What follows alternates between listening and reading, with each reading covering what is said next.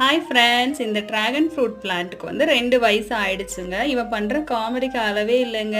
ஊரில் எல்லாரும் பழம் அறுவடை பண்ணி சாப்பிட்டுட்டு அடுத்த சீசனுக்காக வெயிட் பண்ணிக்கிட்டு இருக்காங்க. இவன் இப்போ தாங்க முட்டை வச்சுருக்கான். பழம் வந்து எப்போ நாங்கள் சாப்பிட்றோன்னு தெரில. இவனோட பாட் வந்து டேமேஜ் ஆயிடுச்சுங்க. ரீபாட் பண்ணலாம் நானும் வெயிட் பண்ணிகிட்ருக்கேன்.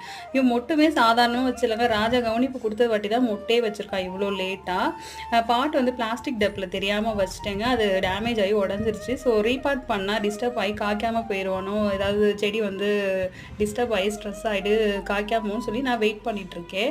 இப்போ ரொம்ப லேட்டாக காய்ச்சிட்ருக்காங்க. லாஸ்ட் வீக் எனக்கு ரொம்ப கோவங்க. மாடிக்கு போயிட்டு திட்டி விட்டுட்டு வந்தேன் செடியை. என்ன கதை, பழம் ஏதாவது வைக்கிற ஐடியா இருக்கா, மொட்டு காய் பூன்ட்டு, இல்லைனா கட் பண்ணி கொண்டு போய் எல்லாத்தையும் நர்சரியில் கொடுத்துட்டு நான் ரீபார்ட் பண்ண போகிறேன்னு திட்டிட்டு வந்தேங்க. எதர்ச்சியா நேற்று போய் பார்க்குறேன், 5-6 மொட்டு போட்டிருக்குங்க. ரொம்ப சந்தோஷம். பார்த்த உடனே ஒரே ஹாப்பி ஆயிடுச்சு. பாய், தேங்க்ஸ் ஃபார் வாட்சிங்.